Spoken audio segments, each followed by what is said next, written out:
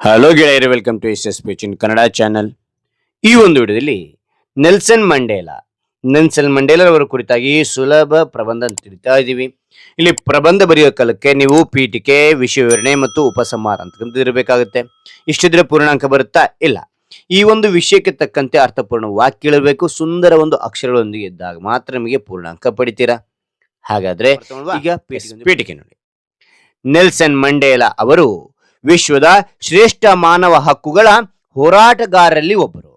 ಅವರು ದಕ್ಷಿಣ ಆಫ್ರಿಕಾದಲ್ಲಿ ವರ್ಣಭೇದ ನೀತಿಯ ವಿರುದ್ಧ ಧೈರ್ಯದಿಂದ ಹೋರಾಡಿದರು. ತ್ಯಾಗ, ಸಹನೆ ಮತ್ತು ಸಮಾನತೆಯ ಮೌಲ್ಯಗಳನ್ನು ತಮ್ಮ ಜೀವನದ ಮೂಲಕ ಸಾರಿದರು. ಅವರ ಆದರ್ಶಗಳು ಇಂದಿಗೂ ವಿಶ್ವದ ಜನರಿಗೆ ಸ್ಫೂರ್ತಿಯಾಗಿವೆ ಅಂತ ನೋಡ್ತೇವೆ. ಇದಾದ ನಂತರ ಇಲ್ಲಿ ವಿಷಯ ವಿವರಣೆ ಅಂತಕ್ಕಂಥದ್ದು ನೋಡ್ತೇವೆ. ವಿಷಯ ವಿವರಣೆಯಲ್ಲಿ ಏನು ಪಾಯಿಂಟ್ ವೈಸ್ ನಿಮಗೆ ತಿಳಿಸ್ತಾ ಹೋಗ್ತಾನೆ. ಈಸಿಯಾಗಿ ನೆನ್ಪಿಡ್ಲಿಕ್ಕೆ ಸಾಧ್ಯ, ಈಸಿಯಾಗಿ ಸ್ಕೋರ್ ಮಾಡ್ಲಿಕ್ಕೂ ಸಾಧ್ಯ. ಓಕೆನಾ? ವಿಷಯ ವಿವರಣೆ ಅಂತಕ್ಕಂಥದ್ದು. ಹಾಗಾದ್ರೆ ಎಲ್ಲ ವಿವರಣೆ ಅಂತಕ್ಕಂಥ ಇಷ್ಟು ಆಯ್ತಾ? ಇಷ್ಟವಾದ್ರೆ ಒಂದು ಲೈಕ್, ಅನೇಕ ವಿಡಿಯೋದಲ್ಲಿ ಪ್ರೋತ್ಸಾಹ ತುಂಬಾ ಸಿಗುತ್ತೆ. ಇನ್ನೊಬ್ರು ವಿಷಯ ನೀವು ಸಾಧ್ಯ ಅಂತ ಅನೇಕ ವಿಡಿಯೋಗಳ ಚಾನಲ್ ಸಬ್ಸ್ಕ್ರೈಬ್ ಆಗಿ ಅಂತ ಹೇಳ್ತಾ ಇಲ್ಲಿ ವಿಷಯ ವಿವರಣೆ ನೋಡ್ತಾ ಹೋಗೋಣ ಬನ್ನಿ. ಓಕೆ, ಜನನ ಮತ್ತು ಬಾಲ್ಯ ಅಂತಕ್ಕಂಥದ್ದು. ನೆಲ್ಸನ್ ಮಂಡೇಲ ಅವರು 1918ರ ಜುಲೈ 18ರಂದು ದಕ್ಷಿಣ ಆಫ್ರಿಕಾ ಮೇಜೋ ಗ್ರಾಮದಲ್ಲಿ ಜನಿಸಿದರು. ಬಾಲ್ಯದಿಂದಲೇ ನಾಯಕತ್ವದ ಗುಣಗಳನ್ನು ಬೆಳೆಸಿಕೊಂಡರು ಅಂತಕ್ಕಂಥದ್ದು ನೋಡ್ತೇವೆ. 7ನೇ ಪಾಯಿಂಟ್, ವರ್ಣಭೇದ ವಿರುದ್ಧ ಹೋರಾಟ. ಎಲ್ಲಿ ಮಾಡಿದ್ರು ವರ್ಣಭೇದ ವಿರುದ್ಧ ಹೋರಾಟ ಅಂದ್ರಿನ ದಕ್ಷಿಣ ಆಫ್ರಿಕಾದಲ್ಲಿ ಇದ್ದ ವರ್ಣಭೇದ ನೀತಿಯ ವಿರುದ್ಧ ಹೋರಾಡಿದರು. ಎಲ್ಲರಿಗೂ ಸಮಾನ ಹಕ್ಕುಗಳು ಸಿಗಬೇಕು ಎಂಬ ಉದ್ದೇಶದಿಂದ ಜನ ಜಾಗೃತಿ ಮೂಡಿಸಿದರು. ಅವರ ಹೋರಾಟವು ವಿಶ್ವದ ಗಮನ ಸೆಳೆಯಿತು ಅಂತಕ್ಕಂಥದ್ದು ಇಲ್ಲಿ 2ನೇ ಪಾಯಿಂಟ್ ನಲ್ಲಿ ನೋಡ್ತೇವೆ.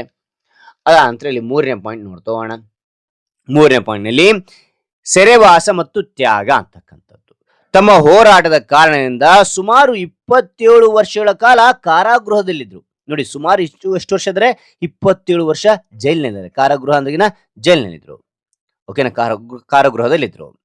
ಆದರೂ ತಮ್ಮ ಧೈರ್ಯ ಮತ್ತು ಆತ್ಮವಿಶ್ವಾಸವನ್ನು ಕಳೆದುಕೊಳ್ಳಲಿಲ್ಲ ಅಂತಕ್ಕಂಥದ್ದು ನೋಡ್ತೇವೆ. ನಂತರ 4ನೇದು, ರಾಷ್ಟ್ರಪತಿಯಾಗಿ ಸೇವೆ. ರಾಷ್ಟ್ರಪತಿಯಾಗಿ ಸೇವೆ ಸಲ್ಲಿಸ್ತಾರೆ. 1994ರಲ್ಲಿ ದಕ್ಷಿಣ ಆಫ್ರಿಕಾದ ಮೊದಲ ಕಪ್ಪು ವರ್ಣದ ರಾಷ್ಟ್ರಪತಿ ಆದರು.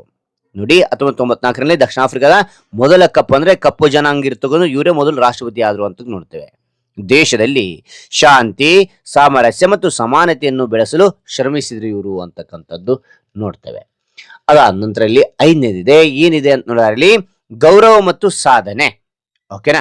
ಏನು ಅಂತಂದ್ರೆ 1993ರಲ್ಲಿ ಅವರಿಗೆ ನೊಬೆಲ್ ಶಾಂತಿ ಪ್ರಶಸ್ತಿ ದೊರೆಯಿತು.